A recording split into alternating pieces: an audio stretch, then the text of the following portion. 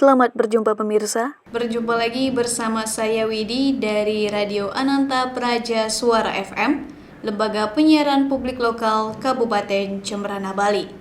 Dalam acara Suara Nusantara edisi ke-79, mengabarkan informasi dari berbagai Nusantara yang kami rangkum dalam Suara Nusantara.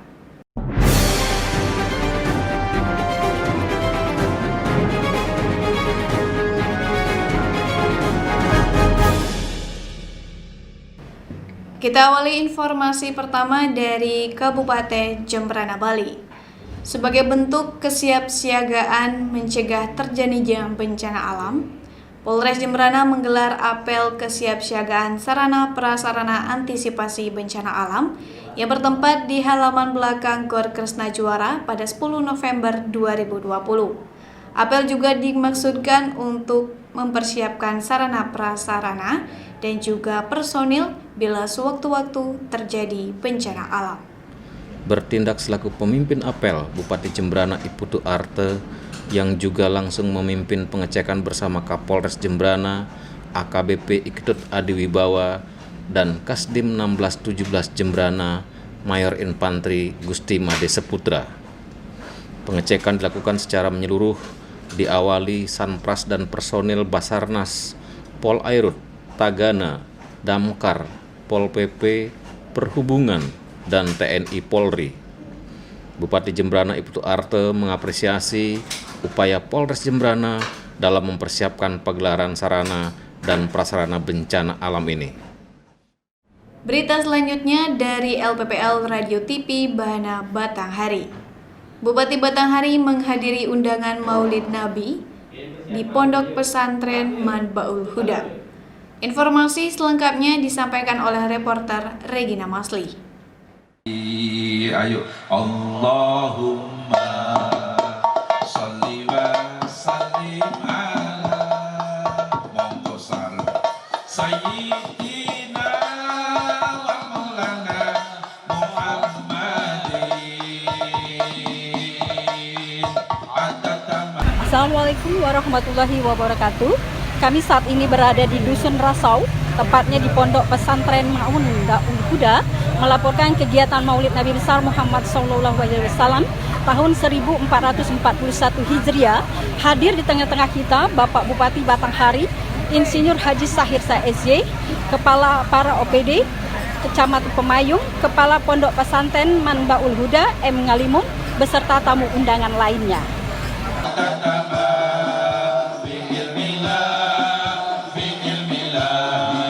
Bupati Batanghari, Insinyur Haji Sahirsa SJ beserta rombongan menghadiri acara di Pondok Pesantren Manbaul Huda dalam rangka memperingati Maulid Nabi besar Muhammad SAW dengan penuh hikmat dan kegembiraan yang tentunya tetap mengikuti protokol kesehatan. Bupati Batanghari menghadiri acara tersebut hingga selesai.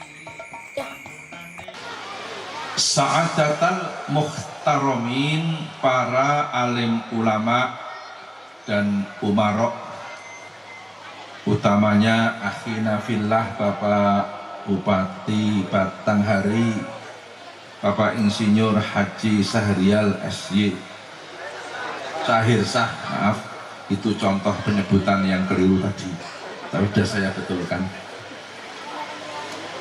Akhina fillah Bapak Insinyur Sahirsah SY Bupati Batanghari sekaligus proklamator Kabupaten Batanghari, kata Pak Kiai Alimun tadi, maaf Pak Camat serta Pak Lurah. Siang ini pertama-tama saya sampaikan terima kasih kepada keluarga besar Pondok Pesantren Manbaul Huda, Desa Kelurahan Jembatan Mas, Kecamatan Pemayung, Batanghari, yang telah berkenan mengundang. Demikianlah kegiatan pada hari ini dari Pondok Pesantren Manbaul Huda, Dusun Rasau, Kelurahan Jembatan Mas, Kecamatan Pemayung, Kabupaten Batanghari. Saya Regina Masli beserta kru yang bertugas LPPL Radio Bahana Batanghari melaporkan untuk Suara Nusantara edisi 79.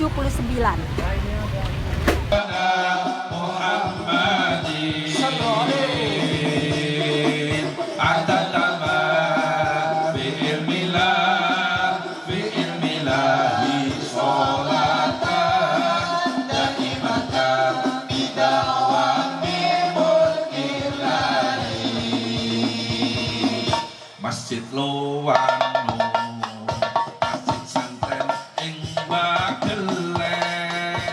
Dari LPPL Radio Citra Lestari, Sukabumi, Presiden serahkan sertifikat PTSL kepada 1 juta masyarakat penerima.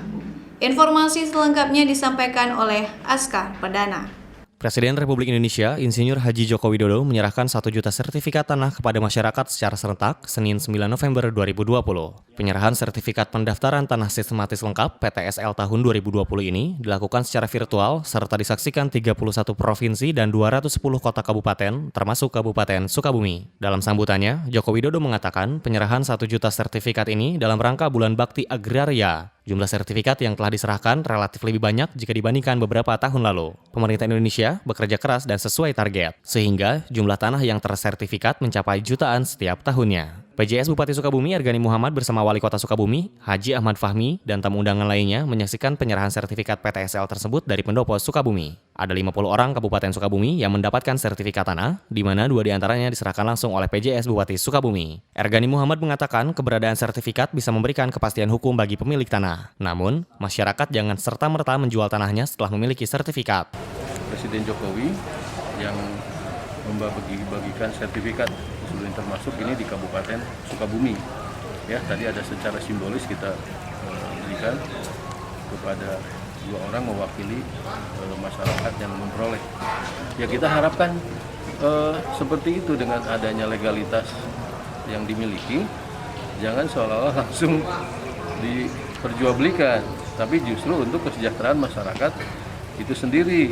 Salah seorang penerima sertifikat tanah, Ujang Jamaluddin Rahmat, mengatakan, buat warga itu sangat meringankan. Kan kalau bikin sertifikat itu belum ada AJB-nya, belum sertifikat, biayanya lebih gede.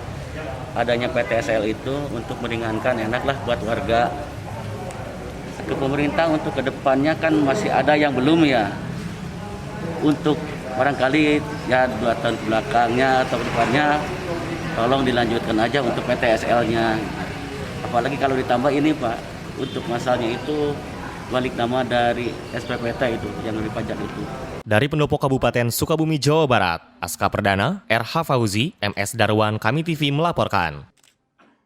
Dari Radio Darussalam Sempurna, Musirawas, Sumatera Selatan, Polres menggelar apel gelar pasukan kesiapsiagaan personil dan peralatan kesiapsiagaan penanggulangan bencana alam GPK P3BA. Informasi selanjutnya disampaikan oleh reporter Linda Ali. Polres Musirawas gelar apel GPK P3BA. Polres Musirawas beserta pemerintah daerah Kabupaten Musirawas serta Kodim 0406 MLM menggelar apel gelar pasukan kesiapsiagaan personil dan peralatan penanggulangan bencana alam atau GPK P3BA di halaman Mapolres Musirawas Senin 9 November 2020 seperti dilaporkan reporter Nopiansa. Apel ini dihadiri langsung Kapolres Musirawas AKBP Epranedi, Wakapolres Kompol Handoko Sanjaya, Asisten Dewa Bidang Perekonomian dan Pembangunan Setda Musirawas, Haji Aidil Rusman, Perwira Penghubung atau Pabung Kodim 0406 MLM, Mayor Gizi Ayub serta peserta apel. Dalam kesempatan itu, PJS Bupati Musirawas Haji Ahmad Rizali diwakili Asisten 2 Bidang Perekonomian dan Pembangunan Setda Musirawas Haji Aidil Rusman mengatakan bahwa untuk wilayah Kabupaten Musirawas rawan bencana alam, baik bencana dari alam, bencana non-alam, serta bencana diakibatkan dari tangan manusia. Tidak bisa dipungkiri, bencana dari tahun ke tahun meningkat, hanya saja dengan apel ini diharapkan mampu diidentifikasi, menganalisa dan mendeteksi bencana serta mengurangi tingkat resiko bencana. Untuk diketahui bahwa di bagian selatan Kabupaten Musirawas merupakan dataran rendah yang rawan akan banjir lantaran ada beberapa sungai besar, di antaranya air Sungai Musi yang apabila meluap akan mengakibatkan bencana banjir di Kecamatan BTS Ulu, Muara Klingi, dan Muara Lakitan. Kemudian luapan Sungai Lakitan mengakibatkan kebanjiran di Kecamatan STL Ulu Terawas, Megang Sakti, dan Muara Lakitan. Lalu luapan air Sungai Beliti mengakibatkan banjir di Kecamatan TPK dan Muara Beliti. Untuk itu, guna mengetahui kondisi wilayah Musirawas, apalagi apel ini dilaksanakan di seluruh wilayah Provinsi Sumatera Selatan. Apel ini meliputi gerakan antar lembaga sebagai bukti sarana dan prasarana dengan menggerakkan sumber daya manusia. Apel ini bukan hanya kegiatan yang seremonial, namun guna untuk kesiapan TNI Polri dan Pemda Musirawas, dalam hal ini APBD Musirawas, mengantisipasi apabila terjadi bencana alam. Bencana alam tidak dapat ditolak, namun bisa diminimalisirkan. Untuk bisa mengetahui bencana alam ini bukan hanya tugas TNI, Polri, dan BPBD Musirawas, namun tanggung jawab bersama. Semua pihak tidak boleh lengah, artinya tetap siap siaga dalam pencegahan bencana alam. Usai pelaksanaan apel, Kapolres Musirawas, Wakapolres, Asisten 2, Pabung Kodim 0406 MLM, para peserta apel melihat peragaan anggota Kodim 0406 MLM memadamkan api, serta dilanjutkan anggota BPBD Musirawas mengecek persiapan dan perlengkapan untuk antisipasi banjir. Linda Ali, Radio Darussalam Sempurna melaporkan. LPPL Radio Irama FM Purworejo. PJS Bupati menyerahkan 50 sertifikat tanah kepada masyarakat bersamaan dengan penyerahan sertifikat oleh Presiden secara virtual. Informasi selengkapnya disampaikan reporter Rizky Amelia. Dalam rangka memperingati Hari Agraria, Presiden serahkan 1 juta sertifikat tanah untuk 201 kabupaten kota.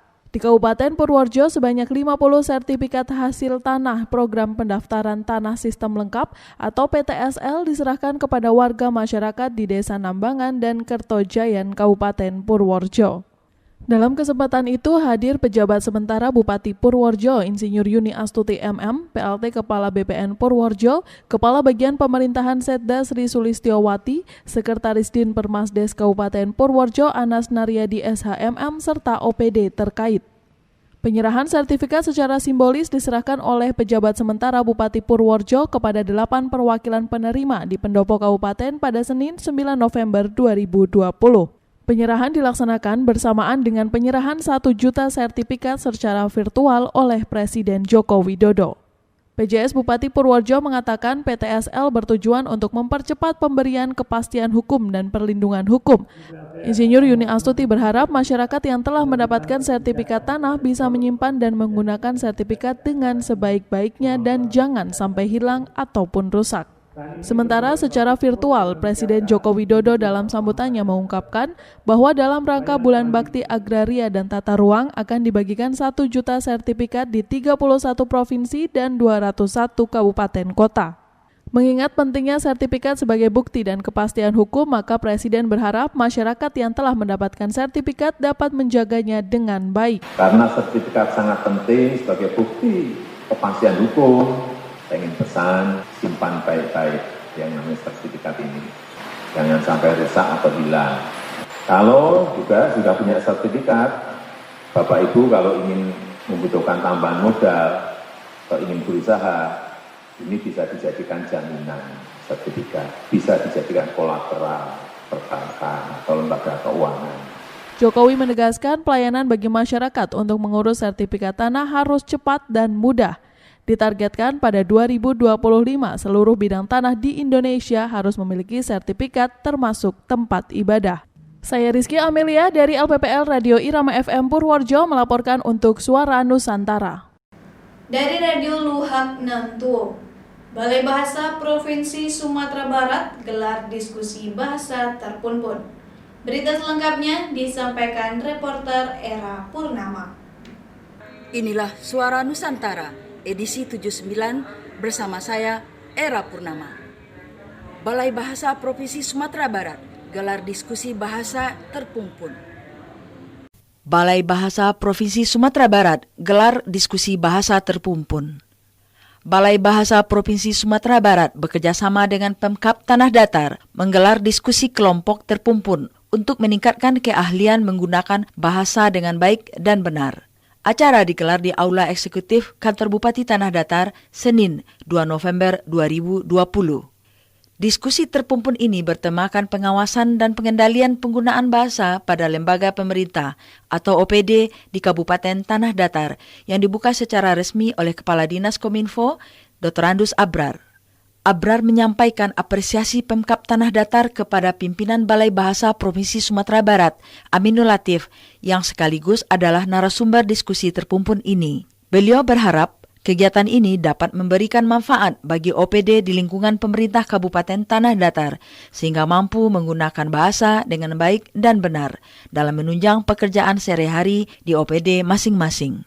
Aminul Latif menyampaikan dengan diadakannya diskusi ini, maka akan membetulkan penggunaan bahasa Indonesia yang tidak sesuai selama ini di lingkungan OPD. Yang utama adalah agar aparatur sipil negara mampu menyegarkan kembali kemampuan bahasa dalam melayani masyarakat. Jadi diskusi terpumpun yang kita lakukan hari ini sebenarnya untuk menyegarkan kembali bagaimana sebagai seorang aparatur negara dalam penggunaan bahasa Indonesia. Jadi sebagai abdi negara, pelayan masyarakat, tentu aparatur sipil negara itu perlu memberikan pelayanan yang maksimal dengan menggunakan media bahasa Indonesia, baik bahasa lisan dan bahasa tulis. Demikian Era Purnama melaporkan dari LPPL Radio Luhak Nantuo, Dinas Kominfo Kabupaten Tanah Datar, Provinsi Sumatera Barat, untuk Suara Nusantara. Dari LPPL Radio BKM Martapura, Oku Timur. Wakil Bupati Oku Timur, Peri Antoni, sampaikan jawaban Bupati atas pandangan umum praksi-praksi DPR dalam rapat paripurna ke-12 masa sidang ke-1. Berita selengkapnya disampaikan reporter Yola Arvina. APBD Kabupaten Oku Timur alami penurunan. Penurunan anggaran ini dikarenakan sebagian besar kabupaten kota di Indonesia masih tergantung dengan dana transfer daerah. Berkurangnya dana transfer daerah juga akan berdampak pada penundaan pembangunan termasuk pembangunan di Kabupaten Oku Timur. Anggaran APBD di Kabupaten Oku Timur saat ini mengalami penurunan dikarenakan terdampak pandemi COVID-19. APBD Oku Timur saat ini masih bergantung pada transfer anggaran dana pemerintah pusat. Pertumbuhan ekonomi Kabupaten Oku Timur sangat dipengaruhi oleh gerak roda perekonomian nasional yang saat ini melambat akibat pandemi COVID-19. Pertumbuhan ekonomi Kabupaten Oku Timur berada di kisaran angka 6,0 hingga 6,2%. Dengan terjaganya stabilitas ekonomi, diharapkan daya beli masyarakat dan pengeluaran pemerintah dapat juga meningkat. Berdasarkan rancangan kebijakan umum anggaran tahun 2021 secara akumulatif dan kondusif yang objektif, serta kemampuan belanja daerah sehingga pembiayaan daerah dapat diakomodir dalam APBD. Pendapatan daerah Kabupaten Oku Timur 2021 dapat diprediksi sebesar 1.619.856.394 rupiah. Terdiri dari pendapatan asli sebesar 10.180.530.000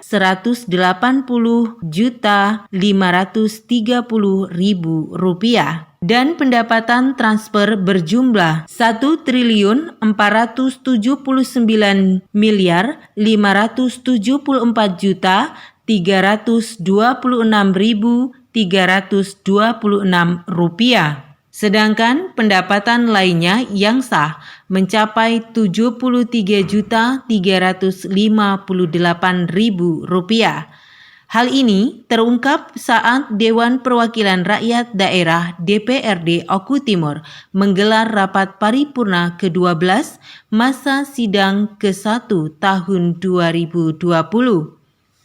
Rapat paripurna dibuka langsung oleh Ketua DPRD Oku Timur, Haji Beni Davidson, SIP, pada Senin 9 November 2020. Sidang paripurna dengan agenda pembahasan KUA dan PPAS dilakukan secara maraton oleh DPRD Oku Timur dengan agenda pembukaan, penyampaian pandangan umum fraksi, jawaban Bupati terhadap pandangan umum fraksi, rapat badan anggaran serta penandatanganan KUA dan PPAS antara DPRD dan pemerintah Kabupaten Oku Timur. Bupati Oku Timur Khalid Mawardi dan Wakil Bupati Ferry Antoni, unsur Forkompinda, serta Kepala Organisasi Perangkat Daerah di lingkungan Pemkab Oku Timur turut hadir dalam sidang paripurna tersebut. Bupati Oku Timur Haji Muhammad Khalid Mawardi dalam pidato pengantar mengatakan rancangan KUA dan PPAS tahun anggaran 2021 yang memuat alokasi sumber daya yang tercatat dan terukur baik di sektor pendapatan daerah, belanja daerah, pembiayaan daerah dimuat dalam suatu dokumen perundang-undangan yang berlaku. Dan seluruh jajarannya Dari LPPL Radio Bersatu Kita Maju, Oku Timur, Yola Arvina melaporkan untuk Suara Nusantara. Bupati Kebumen Kiai Haji Yasid Mahfud secara simbolis serahkan sertifikat tanah program pendaftaran sistematis lengkap PTSL tahun 2020 di Pendopo Rumah Dinas Bupati. Dari LPPL Radio In FM Kebumen, Jawa Tengah, reporter Carla Serlita melaporkan untuk Suara Nusantara. Bupati Kebumen Kiai Haji Yasid Mahfud didampingi PLT BPN Kebumen Sumpeno dan Kabak Tapem Setda Kebumen Agus Susanto secara simbolis membagikan 30 bidang sertifikat hak milik tanah masyarakat kegiatan PTSL, 1 bidang sertifikat tanah wakaf, dan 1 bidang tanah aset Pemkab Kebumen kepada warga masyarakat Kabupaten Kebumen di Pendopo Rumah Dinas Bupati Senin 9 November 2020. Dalam kesempatan tersebut, PLT BPN Kebumen Sumpeno menyampaikan pendaftaran tanah sistematis lengkap atau PTSL merupakan program dari Badan Pertanahan Nasional yang bekerja sama dengan pemerintah Kabupaten Kebumen. Total bidang tanah di Kabupaten Kebumen yakni 1.384.496 yang sudah terdaftar sekitar 398.443 atau 30%. Dan yang belum terdaftar jumlahnya 950.063 atau sekitar 70%. Rencananya, semuanya akan diselesaikan sampai dengan tahun 2025. Sementara itu, dalam sambutan, Bupati menyampaikan pihaknya mendukung penuh program Badan Pertanahan Nasional ini. Program ini sangat baik dan diharapkan ke depannya semua tanah di Kabupaten Kebumen bisa bersertifikat. Bupati juga berpesan kepada masyarakat untuk menyimpan dengan baik sertifikat yang telah diberikan dan menjaga dengan baik tanda batas tanah sesuai yang ada di sertifikat. Usai sambutan, acara dilanjutkan dengan mengikuti penyerahan sertifikat kegiatan PTSL tahun anggaran 2020 secara virtual oleh Presiden Republik Indonesia Joko Widodo. Dalam sambutan, Presiden menyampaikan pemberian 1 juta sertifikat yang dibagikan kepada 31 provinsi secara virtual ini merupakan program prioritasnya. Presiden juga berpesan kepada warga yang mendapat sertifikat harus bijak dalam menggunakannya. Salah satunya dengan tidak digadaikan atau dijual untuk barang konsumtif. Acara tersebut juga dihadiri oleh Forkopimcam Kabupaten Kebumen, Kepala OPD, Kepala Desa, dan masyarakat yang mendapat sertifikat. Dari Kebumen, Tim Liputan Ratih TV memberitakan. Dari LPPL Rapemda Pring Sewu Lampung, pemerintah Kabupaten Bengkulu Tengah melakukan kunjungan kerja ke kantor pemerintah Kabupaten Pring Sewu Lampung. Jajaran pemerintah Bengkulu Tengah yang dipimpin oleh Sekda Bengkulu Tengah ini disambut dan diterima oleh Sekda Pringsewu Hasan Basri beserta jajarannya. Berita selengkapnya disampaikan reporter Anton Hapsara. Pemerintah Kabupaten Bengkulu Tengah melakukan kunjungan kerja ke kantor pemerintah Kabupaten Pringsewu, Lampung. Jajaran Pemkab Bengkulu Tengah yang dipimpin Sekda Bengkulu Tengah Edi Hermansyah ini terdiri dari 9 orang, mulai asisten hingga beberapa kepala OPD, disambut dan diterima oleh penjabat Sekda Pringsewu Hasan Basri beserta jajaran belum lama ini. Sekda Bengkulu Tengah Edi Hermansyah mengatakan, dipilihnya Kabupaten Pringsewu untuk kunjungan kerja tersebut karena antara Pringsewu dan Bengkulu Tengah seperti kakak beradik dan hanya berbeda 1 tahun. Selain itu, banyak persamaan antara Pringsewu dan Bengkulu Tengah. Sebagai sesama daerah pemekaran, pihaknya ingin sama-sama belajar dalam segala hal. Sementara itu, penjabat Sekda Pringsewu Hasan Basri mengucapkan terima kasih kepada Pemkab Bengkulu Tengah atas dipilihnya Pringsewu sebagai lokasi kunjungan. Dipilihnya Pringsewu merupakan kebanggaan tersendiri bagi jajaran Pemkab dan masyarakat Pringsewu. Ia berharap hubungan silaturahim antara Pemkab Pringsewu dan Pemkab Bengkulu Tengah dapat lebih terjalin erat dalam rangka sama-sama meningkatkan kemajuan kedua daerah, Pringsewu dan Bengkulu Tengah. Melihat dari data yang kami ada ini, Pringsewu dan Kabupaten Bengkulu Tengah ini seperti kakak adik, beda 1 tahun, sama-sama pemekaran. Karena itu kami ingin sama-sama belajar nampaknya. Jadi kami lihat di sini mulai dari jumlah penduduk, umur kabupatennya kan begitu. Jadi kami datang sini khusus untuk melihat bagaimana Kabupaten Pringsewu ini yang sudah sangat baik tentunya mencoba membentuk mall pelayanan publik dengan bayinya itu adalah DPR PTSP sama seperti yang kami lakukan di daerah kami. Jadi untuk itu kami studi ke sini, belajar bersama, berdiskusi, dan banyak hal yang kami dapatkan dari apa yang kami lakukan siang ini. Anton Hapsara, LPPL Radio Pringsewu 107,2 FM, Kabupaten Pringsewu untuk Suara Nusantara.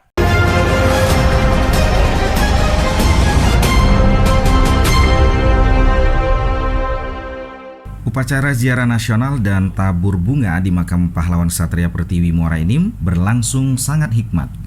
Dimulai dengan penghormatan kepada arwah para pahlawan, kemudian mengheningkan cipta dipimpin langsung PLT Bupati Muara Enim, Haji Juarsa, selaku inspektur upacara, dilanjutkan dengan peletakan karangan bunga dan diakhiri dengan penaburan bunga oleh inspektur upacara yang diikuti oleh unsur Porkopimda. Upacara ziarah nasional dan tabur bunga 10 November 2020 dalam rangka memperingati Hari Pahlawan ke-75 tahun di Makam Pahlawan Ksatria Pertiwi, Komplek Rumah Tumbuh, Kelurahan Muara Enim, Kabupaten Muara Enim. Dalam kesempatan yang baik itu, PLT Bupati mengungkapkan di era sekarang ini, perjuangan sudah beda, tidak harus angkat senjata, tapi kita harus mengisi kemerdekaan ini dengan semangat, dengan penuh tanggung jawab, menjauhkan hal-hal yang tidak baik atau dapat merugikan diri sendiri, merugikan bangsa dan negara. Kepada kaum milenial untuk tetap semangat ya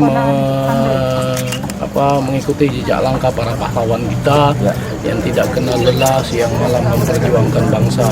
Nah, dalam era sekarang ini perjuangannya sudah beda, tidak harus angkat senjata, tapi kita harus mengisi kemerdekaan ini dengan semangat, dengan penuh tanggung jawab, dengan menjauhkan hal-hal yang tidak atau dapat merugikan diri sendiri, merugikan bangsa dan negara. Dirinya juga melanjutkan tugas kita mengisi kemerdekaan ini dengan semangat dan tanggung jawab, serta jangan mudah terprovokasi. Kita harus bersinergi, bersatu padu, supaya negara ini akan lebih baik dan lebih maju lagi, dan menjadi tanggung jawab kita bersama. Negara Indonesia, negara besar, negara yang tidak melupakan jasa para pahlawannya, ucap PLT Bupati dengan semangat. Andre Tolana, Suara Muara Enim Radio untuk Suara Nusantara.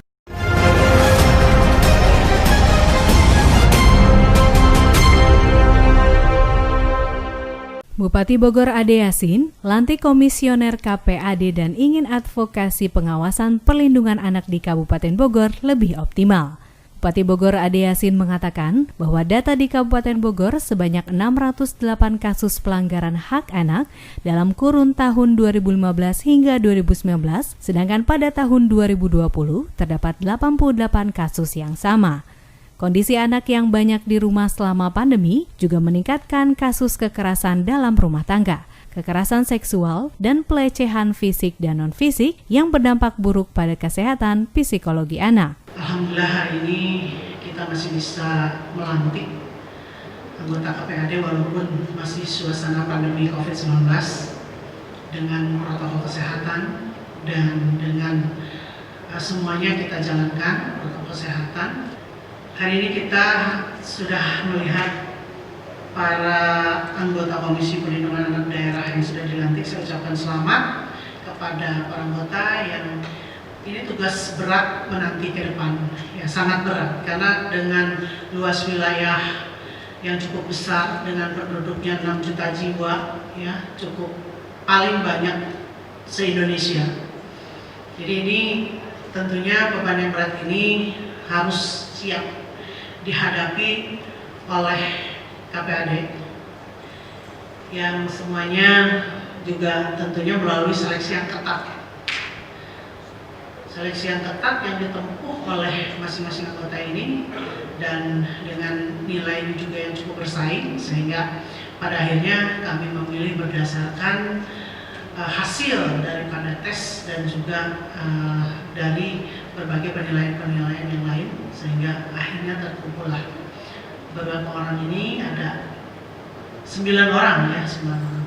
Bupati Bogor Ade Yasin juga menyampaikan kebutuhan terhadap lembaga yang dapat membantu pemerintah daerah dalam urusan pelindungan anak dan menangani pelanggaran hak anak menjadi sangat penting dan strategis. Pembentukan KPAD Kabupaten Bogor kiranya dapat menjadi wadah yang tepat untuk membantu pemerintah daerah dalam menyikapi dan menyelesaikan problematika tentang anak serta pemenuhan hak dasar anak yaitu hak hidup, hak tumbuh kembang, hak perlindungan, dan hak partisipasi. Bupati Bogor Ade Yasin juga berharap dalam menjalankan tugasnya, KPAD Kabupaten Bogor selain sebagai saluran informasi dan tempat pengaduan masyarakat, akan lebih banyak berperan dalam melakukan advokasi dan pengawasan terhadap pelaksanaan pelindungan dan juga pemenuhan hak anak, serta menjalin kerjasama yang baik dengan para pemangku kepentingan untuk kinerja yang lebih optimal.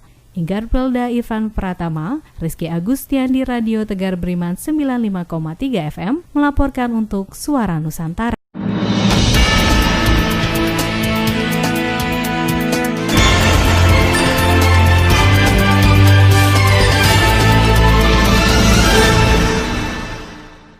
Saudara, pemerintah Kota Pagar Alam menerima kunjungan kerja Merangin Provinsi Jambi Haji Masuri SPD MM beserta rombongan. Kunjungan ini diterima langsung oleh Wali Kota Pagar Alam Alpian Maskoni yang diwakili Sekretaris Daerah Kota Pagar Alam Samsul Bahri Burlian dan para asisten serta OPD Kota Pagar Alam di ruang rapat Besma 1 Kamis 5 November 2020. Dalam sambutannya, Sekda Kota Pagar Alam mengatakan bahwa kota ini memiliki aset wisata yang potensial seperti Gunung Dempo, Cugup, Megalitikum Budaya Besema, rumah bagi yang bersertifikat, dan agriwisata. Samsul Bahri juga mengatakan bahwa pertanian dan pariwisata di Kota Pagar Alam mempunyai nilai jual tersendiri, terutama kopi sebagai salah satu identitas daerah yang sudah ada sejak zaman penjajahan Belanda. Inilah menjadi modal penting dalam membangun sektor ekonomi Kota Pagar Alam. Salah satunya komoditi kopi Robusta juga telah berhasil mengantongi 4 sertifikasi varietas kopi Robusta unggulan dari Balai Penelitian Tanaman Industri Kementerian Pertanian, yaitu varietas kopi Robusta Besema 1, 2, 3, dan 4. Dan ini menjadi yang pertama dan satu-satunya di Provinsi Sumatera Selatan. Sementara itu, Bupati Merangin Jambi Haji Masuri mengatakan bahwa potensi yang ada di Merangin, baik pertanian maupun pariwisata saat ini belum terkelola dengan baik. Oleh karena itu, Bupati Merangin Jambi menyampaikan tujuannya berkunjung ke Kota Pagar Alam karena ingin belajar bagaimana cara mengelola pertanian dan pariwisata seperti di Kota Pagar Alam. Usai melakukan pertemuan di ruang rapat Besema 1, rombongan perwakilan Kabupaten Merangin Jambi yang berjumlah 11 orang tersebut langsung meninjau perkebunan kopi, sambung pucuk atau stek, budidaya jeruk gerga dan bawang. Dian Puspasari, LPPL Radio Besema FM melaporkan untuk Suara Nusantara edisi ke-79. Saudara, penyerahan sertifikat tanah oleh Presiden RI Joko Widodo diikuti oleh seluruh provinsi se-Indonesia melalui virtual. Pada kesempatan tersebut, Badan Pertanahan Nasional Kabupaten Siak ikut melakukan penyerahan sebanyak 1.811 sertifikat tanah PTSL kepada masyarakat. Menurut Menteri Agraria dan Tata Ruang Sofyan Jalil, percepatan transportasi digital Kementerian Agraria dan Tata Ruang Republik Indonesia telah melaksanakan percepatan digitalisasi data pertanahan dan data tata ruang melalui layanan seperti pengecekan tanah dan sertifikat tanah, hak tanggungan elektronik serta informasi zona nilai tanah. Hal ini dilakukan untuk mengurangi antrian serta menghindari adanya pemalsuan sertifikat tanah. Penjabat sementara Bupati Siak Indra Agus Lukman beserta Kepala BPN Kabupaten Siak Budi Satria membagikan sertifikat tanah kepada masyarakat yang berasal dari Kecamatan Sabaau dan Kecamatan Kotogasip. Dan itu juga kondisi yang dialami oleh teman-teman di kantor pertanahan. Karena memang kondisinya dengan keterbatasan personil dan juga keterbatasan dari pembiayaan yang ada, menyebabkan teman-teman juga untuk melaksanakan sertifikasi itu berdasarkan permohonan yang memiliki. Nah, kalau sekarang mau tidak mau karena menjadi penugasan dari BPN, ini dilaksanakan sebaik-baik mungkin oleh teman-teman BPN. Jadi harapan kami juga tolong bantu teman-teman BPN ini untuk melaksanakan dan menyelesaikan tugasnya.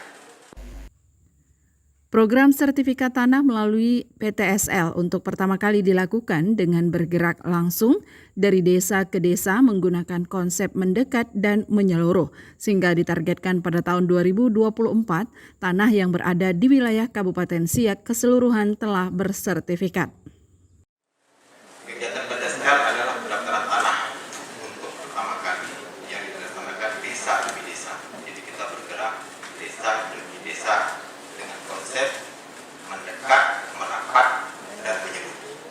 Tahun 2024 seluruh bidang tanah di seluruh Siak ini, bahkan Indonesia, itu akan selesai dilaksanakan. Program pembuatan sertifikat tanah gratis yang dilakukan oleh pemerintah membantu masyarakat. Sebelumnya pembuatan sertifikat tanah sangat mahal dan rumit. Kemudahan program PTSL dalam pengurusan sertifikat tanah dirasakan Asmin warga Kecamatan Kotogasip, Kabupaten Siak yang telah menerima sertifikat tanah. Kalau perasaan hati ya, ini sangat senang sekali karena yang dulunya sertifikat ini bagi kami masyarakat biasa ini harganya cukup mahal. Kami merasakan itu. Namun setelah ada program PTSL ini, program pemerintah ini, kami merasa sangat terbantu sekali. Bahkan kami sama sekali tidak mengeluarkan dana untuk pembuatan sertifikat ini. Ini merupakan harga yang paling besar bagi kami, sehingga kami sekarang bisa memiliki sertifikat yang dulunya harganya mahal, namun sekarang Rp0. Dari LPPL, Radio Pemerintah Kabupaten Siak, Provinsi Riau, reporter Maisaroh, kameramen Eko Triyono, mengabarkan untuk Suara Nusantara. Pemirsa, informasi tadi sekaligus menutup perjumpaan kita pada Suara Nusantara kali ini. Saya Widi dari Radio Ananta Praja Suara 99,9 FM, mewakili seluruh kerabat kerja yang bertugas, pamit undur diri dari hadapan Anda.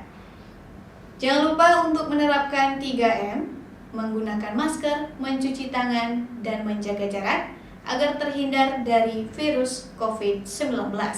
Sampai jumpa di edisi Suara Nusantara berikutnya.